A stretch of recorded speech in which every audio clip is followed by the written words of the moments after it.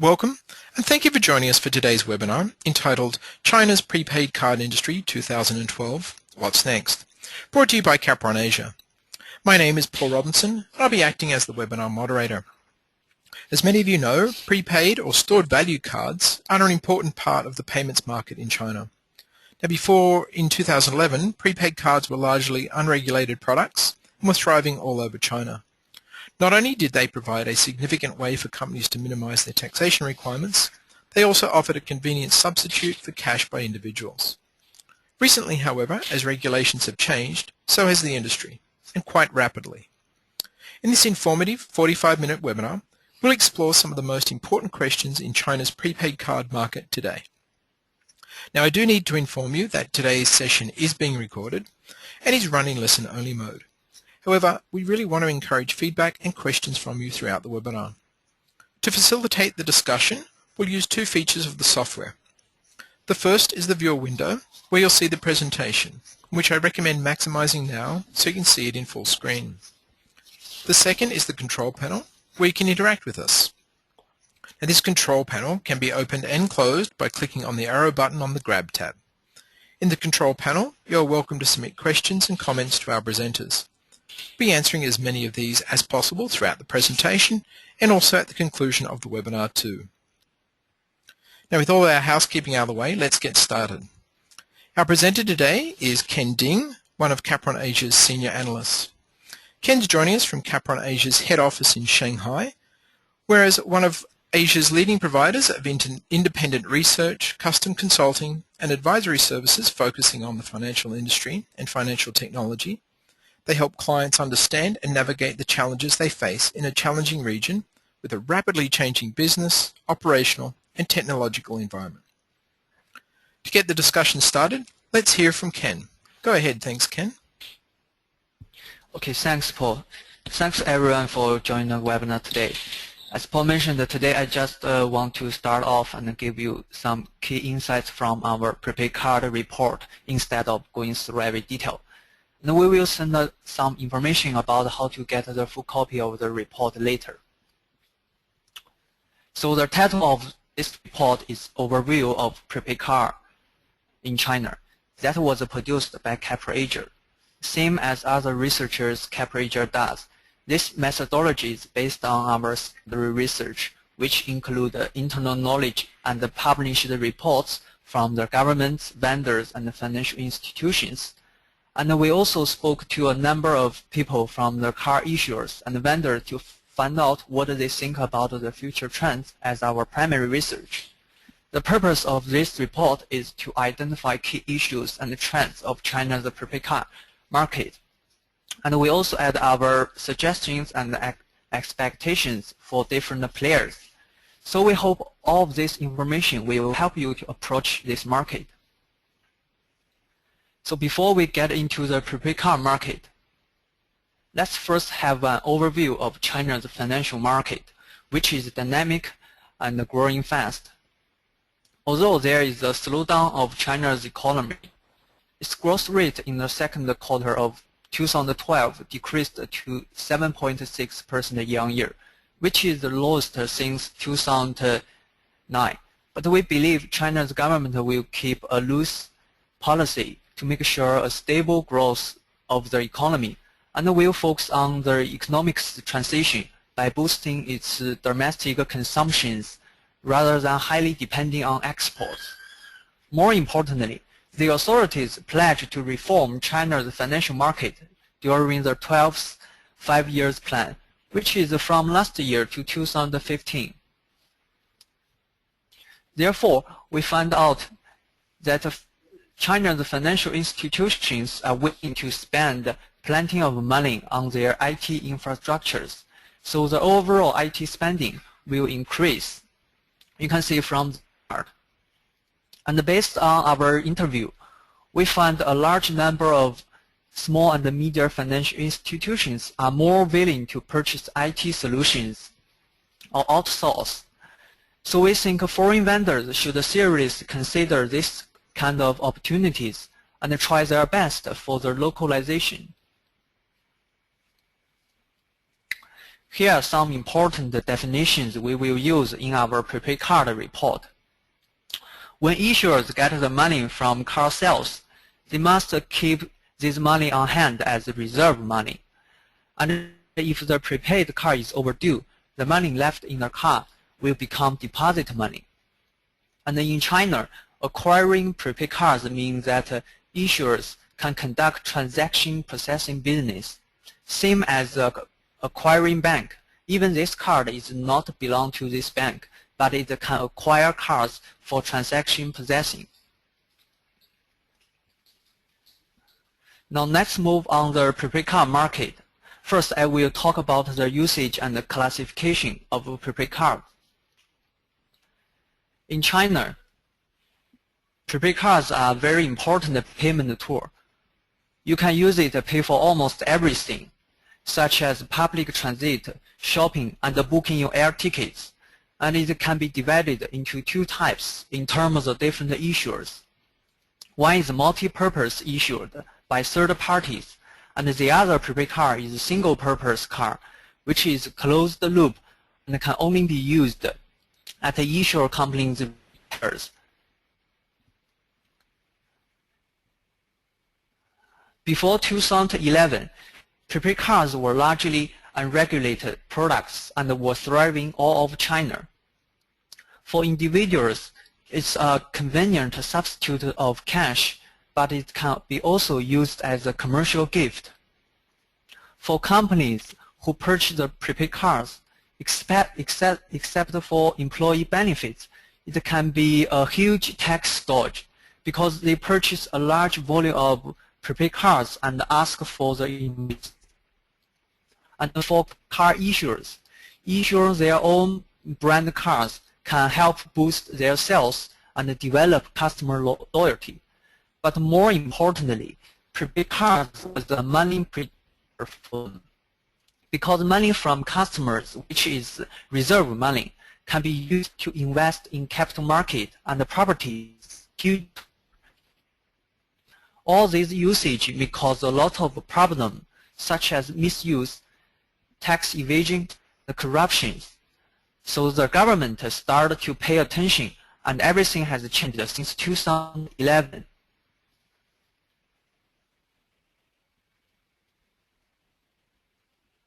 It was the first time that the government released specific rules for prepaid cards industry, 2011. Here are some main points under the new regulations. And the most important is that without the approval of PBC, which is China's People's Bank of China, non-financial institutions issue multi-purpose cards. Here, the real name system means that customers' identities must be registered when buying a car if the car's value over 10,000 yuan. It can help prevent corruptions because regulators can easily trace who bought these cars. The max value per car cannot surpass 5,000 yuan in the future, which means you cannot put 100,000 yuan into one car and send someone as a gift. By restricting the purchase method, cars cannot be directly purchased with cash if a company buy a lot of cars. In the past, you can see in China, companies take a large bag of cash to buy cars, and this will not happen anymore. And also, all the reserve money will be monitored by commercial banks. And so far as we know, the foreign companies are not eligible to become third-party issuers right now. Regarding these regulations, we believe that in a short term, this new regulation will have a large impact on this industry, with likely hundreds of unqualified prepaid card issuers unable to conduct their business. But in the long term, we believe this market will become more sound and experience a positive development in the future. Now, let's look at the prepaid market now, and I will present some data. Since 2006, China's prepaid card market has developed rapidly in a loose regulatory environment for almost 5 years. According to the China's Ministry of Commerce, the total prepaid card sales in 2010 reached $225 billion, and the total transaction value of prepaid card was $116 billion. From this table, we can find which is more interesting is that people use prepaid card more frequently, making the average transaction value decline every year.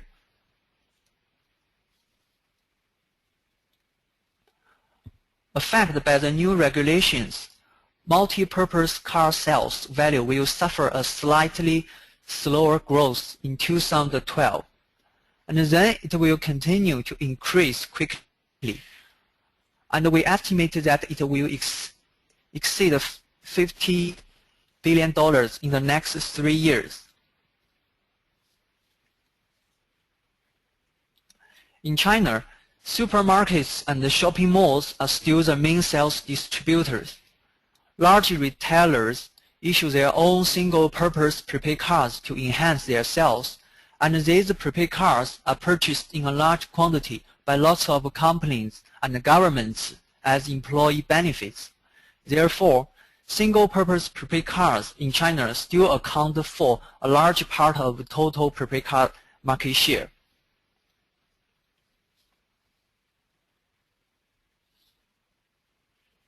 Last month, in June 28th, when is the latest and the first time PBOC issued a license for multi-purpose prepaid card. So far, totally 168 third-party issuers submitted their applications for prepaid card license, and 117 issuers managed to obtain this license, including 112 issuers with a license to both issue and acquire cards, and 5 companies with a license only to accept cards. Other 51 issuers are still waiting for the license, because without a license, they cannot conduct business anymore. From our latest summary, we can find that in China, Shanghai, Beijing, Jiangsu, Zhejiang, and Guangdong are the 5 main multi-purpose prepaid card marketplaces. Over 30% of total third-party issuers come from these 5 regions, and therefore, these 5 places will be the most dynamic and competitive markets for any player in the future.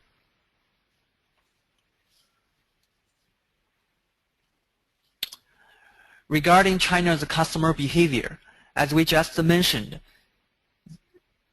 there are 2 types of customers who purchase prepaid card in China. Company customers, including governments, they purchase a large volume of prepaid card as employee benefits.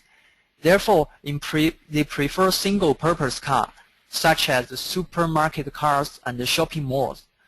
And it is estimated that a government institution averagely purchases 3 to 4 times prepaid card in China every year. And the card holders just run out of their money in their cards and return to their card.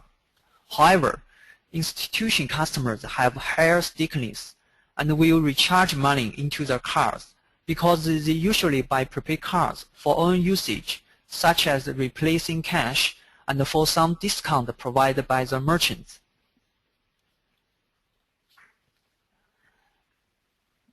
Here are some current situation and trends which we believe will shape the industry growth of the market in the future.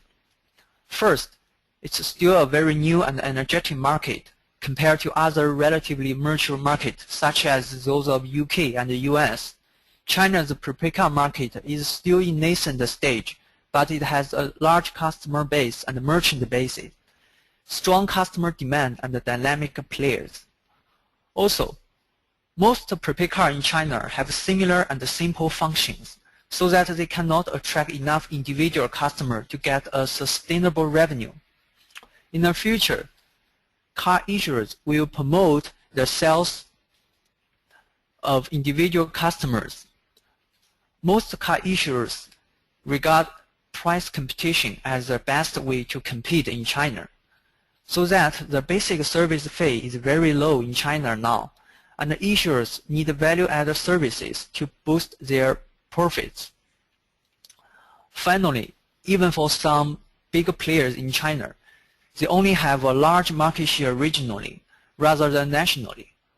We can give you an example. It's about the Lianhua OK, which is a leading issuer in Shanghai, but it has a very little market share in Beijing, which is another market in China. But since 2012, the big players are start to expand quickly across regions. Now we will take a look at the industry dynamics. First, we will focus on the revenue model for issuers. Here are several revenue types. In the past, reserves can be freely used by car issuers for investment, and if the prepaid card were overdue, the money left in the cards would become deposit money. So customers do not have the right for extension, so the deposit money actually will become issuer's own money. The car purchase fee means when customer buys a prepaid card, they will pay a one-time fee for each car, which is normally 1% to 3% of the total car value, but will less than 15 RMB per car. From this table, we can find that the reserve money, deposit money, and the merchant commission are the main revenue sources, and the revenue from the value-added service are downplayed by the third-party issuers. Here is the typical commission ratio in China. The merchant commission is paid by merchants when transaction happened, which is similar to the credit cards. Commission ratios are different, and when terminal providers and acquiring companies both involve in merchant services, they can also share the commission fee, as you can see from this chart.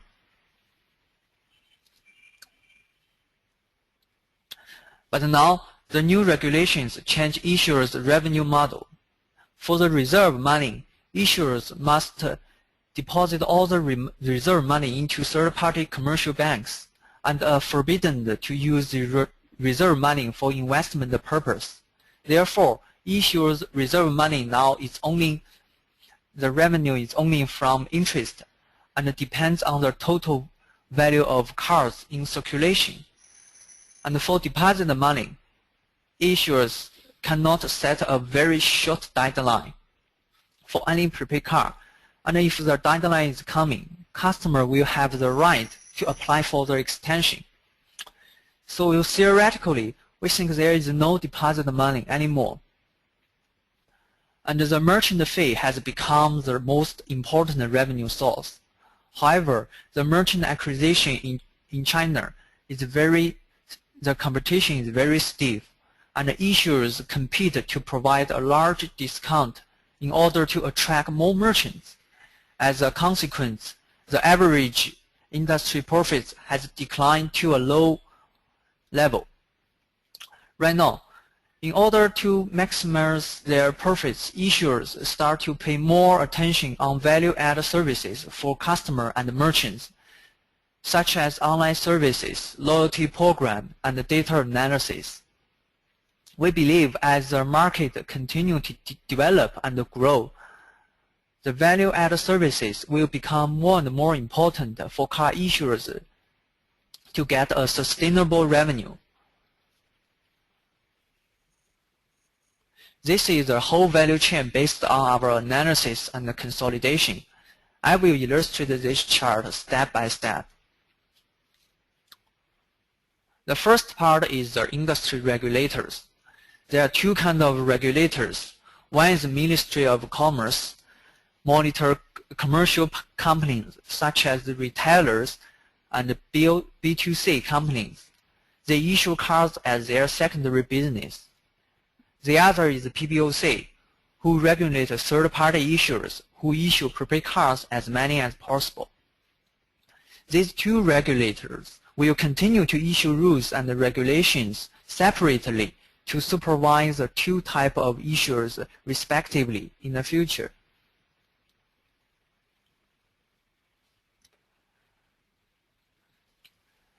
Here is the main industry value chain. We segregated it into 4 parts, including car issuing, car sales, merchant acquisition, and the transaction settlements. As a car issuers, they first need to develop an end-to-end system, such as issuing system, transaction processing system, and the settlement system. And also, prepaid cards transactions involve in a large amount of money, requiring high standards, which must be efficient and safe.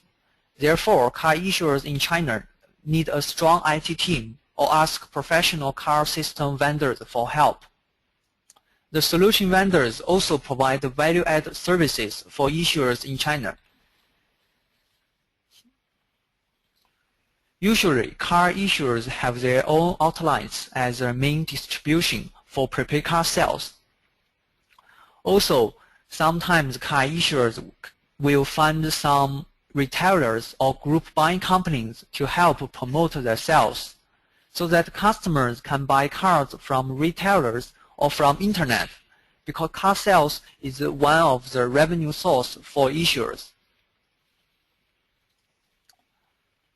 Merchants are the other revenue source for the car issuers. Therefore, these issuers have salespeople to acquire the merchants and provide settlement services to them.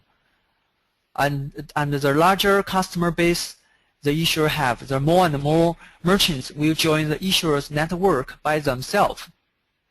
Also, issuers can outsource terminal distributions to third-party acquiring companies,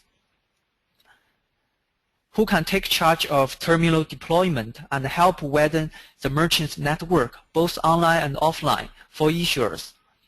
Prepaid card terminals are the same as the POS terminals used by banks, but in China it tends to be cheaper than banks. In the settlement section, according to the new regulations, issuers must find some third-party commercial banks as partners. These banks take charge of managing reserve monies and conduct settlements for merchants. As the chart illustrates, when the customers pay money through the prepaid cards, transaction will happen among car issuers, merchants, and acquiring companies. After the transaction processing, car issuers will send the payment orders to the third-party banks, and then the banks will conduct settlement with the merchants. In China, any players who want to enter and build a presence along the prepaid card value chain must search for IT vendors, including both software and hardware providers. With the fourth issue of the licenses, third-party issuers will be ready to quickly expand their business throughout the whole country, and there will be great demand on software solution and hardware, and we can expect enormous opportunities for these vendors. Although foreign companies cannot directly issue prepaid cards, but they can offer consulting services or value-added solutions to local companies. At last, we summarize key recommendations and will give some expectations for China's prepaid card market. First, the prepaid card is a good approach to stimulate domestic consumption, and the government will be happy to see the market develop very well under regulations. So issuers should align their development with government's policy and closely follow the industry rules. In order to survive and become a leading player in this competitive market, issuers should not only increase its sales of prepaid cards, but also need to enhance its customer stickiness by offering attractive services. For example, here's the OTO business model. means linking online resources together with offline resources so that the customers can use their cards for both online and offline shopping. Also, the prepaid cards can be integrated into mobile phones to conduct a mobile payment and even for fixed-line payment. Issuers can provide market research services for merchants and use couponing to enhance their card sales. At last, we highly suggest that issuers should develop cross-regions and cross-industry quickly through more cooperations with different companies among this industry.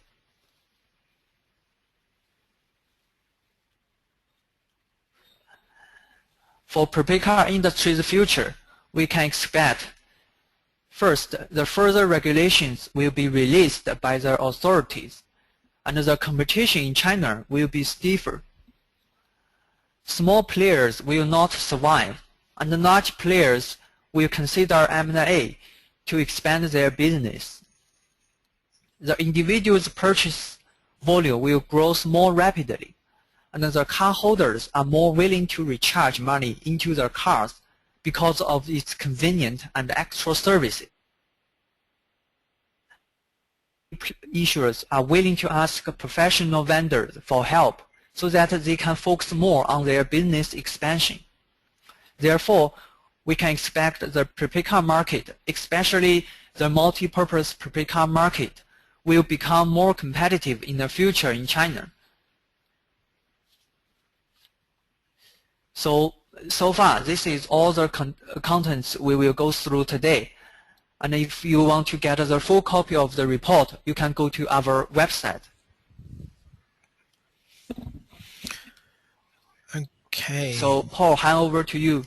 Okay, thanks Ken. That's a great presentation. Thank you very much for going through all those. So as we mentioned at the beginning of the call, if you've got questions for Ken and the presenter here, feel free to put those in on the questions panel. We have been answering a few of those as we've been going along today as well, but I have got a few that have already come in. So let's see if we can get through them here, Ken. Okay. Now the first one comes from Felix, and the question is: with the new regulations, do you feel that the actual consumers who are using the cards will use them any differently than before, or do you think that the largest effect is going to be on the card issuers? Okay, that's a good question. And as I just mentioned in the presentation, yes, the customer in China will definitely use a lot differently their prepaid card than before. First, for example, they will in the past, the customer usually run out of their money, and then they will return their cards to merchant. But right now, because some other functions have been integrated into the prepaid card, for example, it can be used to take a bus or take a taxi. So when the customers run out of their money in their car, they will prefer to recharge some money and keep this prepaid card to use. And it's a very convenient for them. And I think of the largest effect for the car issuers, one is should be their business license, because without a license, they cannot conduct business anymore. So for every car issuer, they must do something, such as develop a security system and have some large merchant network so that they can get their business license to continue their business.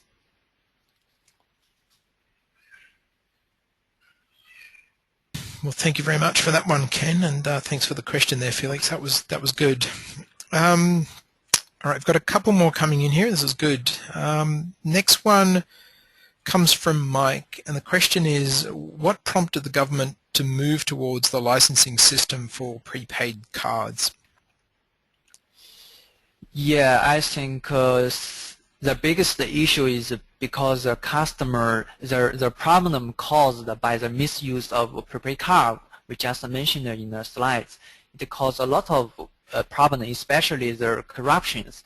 This is the biggest problem the government cannot to stand anymore. So the government will move towards the licensing system to monitor the third-party issuers, and also the issuers in the past misuse a large amount of the reserve money for their to investment the capital market and the properties, and so in the future it will be forbidden by the government. So that's why the government is so restrict their use of prepaid cards. Great, thank you very much for that. Next question. This one comes from Joe. It says, you mentioned loyalty and couponing. Are those functionalities important to Chinese consumers? And if they are, or if they're not, will they affect the uptake? Yeah, of course, it will be very important, and I can use my own experience to explain this. And before, I have a supermarket in China, and I go to the supermarket every week, use this prepaid card. But there was no loyalty and couponing services before. So when I ran out of the money, I didn't use it anymore. And right now, the Tesco issues some loyalty program, so that which means if I use the prepaid card, I can get some discount for certain products and other customer cannot get. So I will keep this prepaid card and use it every week.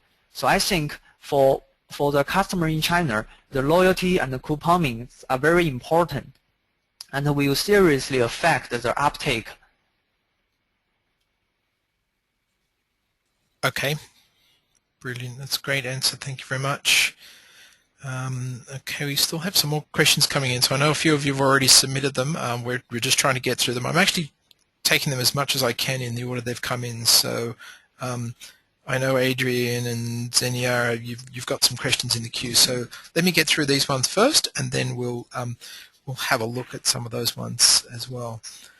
Now the next question, this one says, in the presentation the presenter talked about the opportunity for IT vendors, and who are the main players in this space, and can it might actually answer part of another question I actually have come in here as well, which is about allowing foreign investment and issuers and solution vendors as well. So if you can answer the question about main players and IT vendors, that might also help us answer one of the other questions.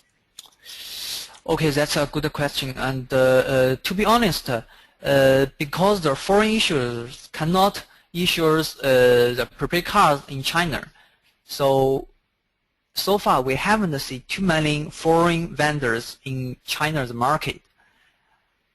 But I think the most important opportunities for these foreign vendors is their solutions, especially the IT solutions, including their value-added services and their transaction system.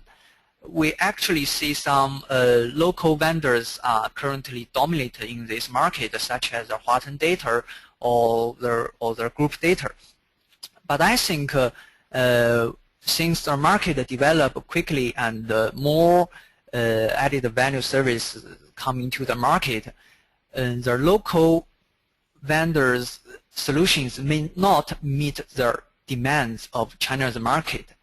So I think this area will be the most promising areas for the IT vendors in the future. Okay, great. Thank you again for that one. Now the next one has come in. It says, are the prepaid POS terminals only used for prepaid cards, or are they multifunctional readers? And does the transmission protocol in China vary from other markets? And just quickly before you go to answer that one, it might also cover a question that came in here from Sampath, and it was around the mandate that these cards have to be EMV compliant in China. So if you can answer that one at the moment, try that one. If not, let's talk about the multifunctional readers first, and then we'll get back to Senpath's question. Okay, I will answer the second question first. It's about the transmission protocol in China, and actually it's almost the same as the foreign markets in China regarding the and for the first question is about the post terminals used for prepaid card. And actually last month, the PBOC issued a new regulations about the POS terminals, but it's for banks. It says that for each merchant, only one POS terminal is allowed in the merchant. And there is currently, so far, there is not a specific rules for the prepaid card, the POS terminals. So we can see in one merchant, maybe there are 2 or 3 POS terminals for different brand of prepaid cards. But I believe that we can see that maybe in the next half of year or in the early of next year, the PBOC will issue some regulations to regulate their POS terminals for prepaid card, and it should be that one merchant should only have one POS terminals for prepaid card in the future. Okie dokie. Thank you very much for that one as well. Next question asks, although it might be difficult to estimate, what percentage of overall retail payments are being made by prepaid cards? Yeah, it's a difficult question to estimate, and actually, so far as we estimation, the percentage is very low in China, and we can see the total retail value in China will continue to grow, and so we think even though the percentage is very small, but in turn it means that there is a great opportunities for the prepaid card issuers in the future, because it has a lot of potential to growth in the future. Okay, that's good to know there. I've got another one here. I'm just trying to read through it here. Does the cardholder get paid with the interest in the money lying idle in the prepaid account? So I know that one. I'm just trying to think where that came from. You may have addressed that already in the presentation, but do you want me to ask that one again? So does the cardholder get paid with interest in the money, or I guess they're looking for, do they get any interest if the money's lying idle in the prepaid account? No, it's the prepaid card holders cannot get any interest from the money reserved in their cards. Okay. Yeah, but I think we believe some further regulations will be issued in the future, and actually in the future, their card holders should get some interest for their money in their cards. But it still have a long way to go. Just last year, the cardholder even cannot have the right to ask for extension for the money in the card. So I think it's a long way to go. Might take some time, but if they're looking at it, that's good. Okay, the next one. Do you see the distribution methods for prepaid cards changing in future? The distribution method, yeah, we have already seen some distribution changes, and actually in the past the people usually buy their prepaid card in the outlets of their issuers or go to the retailers such as the Tesco and the Carrefour outlets. But now we can see some distribution methods on the internet, which means their issuers can sell their cards through internet by working with some group buying companies. For example, a customer can buy a prepaid card at some discount rate through joining the group buying promotion.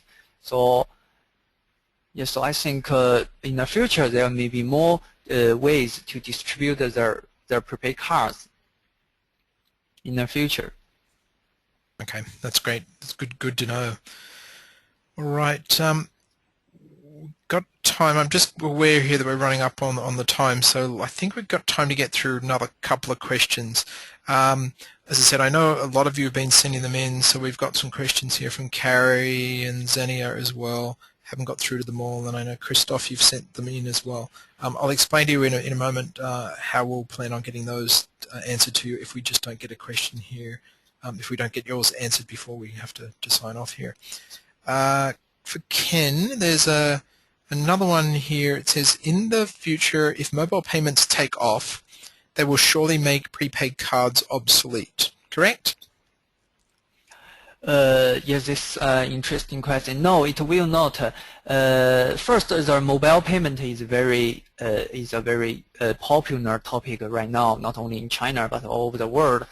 And when we talk to some third-party issue vendors, and we found actually some vendors are thinking about to integrate their prepaid cards function into the mobile phone, so that which means actually they will combine these two together rather than use mobile payment instead of prepaid card. So their plan is that in the future the prepaid card will be made very small and integrate into customers' mobile phone, so the customers can use their mobile phone to do their same function as a mobile as their prepaid cards. So it's like a mobile payment with prepaid card. So I think it's a very good opportunities in the future. Interesting information. That's a clever way of being able to do that. That's good to know. Okay, Yeah. so let's just get one more here, Ken. It does actually, I think it covers a lot of what we've been talking about at any rate. So this one comes from Simone, and it asks, is there any specific regulation for prepaid cards for online goods and services only? And by that, Simone means they don't have a traditional acceptance network. Are they still covered by license and regulation? Do you want me to? Sorry, Paul. Do you want me to try that one again? So you Okay. mean, So yeah, so you mean online prepaid card? yeah. So is there? Simone was asking, is there any specific regulation for prepaid cards for online goods and services? And she was saying that they don't have a traditional acceptance network. Are those cards or the online goods and services still covered by the licensing and regulations? Actually, in China, the prepaid card issuers, most of the prepaid card issuers are conduct offline business before, and after the new regulations, they started to expand their business from offline to online. So actually, the online service for prepaid card is actually a nascent stage in China, and even for the B2C companies who issues their online prepaid card, they didn't see any strict or some specific regulations about their online prepaid card services so far. Okay, but of course that may change somewhere down the track. Okay, well look, we've hit the 45-minute mark here as we intended to, and we're very aware that you've all got busy jobs to do. We've actually been answering a lot of questions in the background via the chat mechanism as well, but we're not able to get to all of them today. So if we didn't, we're actually going to get back to you individually. You'll either Ken or Zenon from Kapronasia will get back in touch with you via email. I believe we've got your email addresses here as well. If you'd like to leave your contact number, etc., then either Ken or Zenon can get back to you and actually have a much better in-depth discussion with you as well on that too. Now, as mentioned during the session today, the discussion was based on the upcoming Kapronasia Prepaid Card Industry Report. Now that report's going to be available on July 30th, and it offers a critical insight into China's prepaid card market today and is actually available as part of Kapronasia's subscription service. Now, if you haven't already registered for that service, we'll also be providing a link to do so in the email you'll receive from us thanking you for your attendance. And in that email, it'll also contain a link to the recording that we've been making of today's presentation. So I know I've had a couple of questions from people as well while we've been going along, so we have definitely been recording that. So that way, if you've missed any information or you just want to listen again at your own pace, you can, and that will be in that email that comes out later on. Once again, Kapronasia appreciates your time today and hopes that you found the information helpful and informative as well. This concludes our webinar today. Thank you very much for joining us, and thank you very much, Ken, for your presentation. Okay, thanks.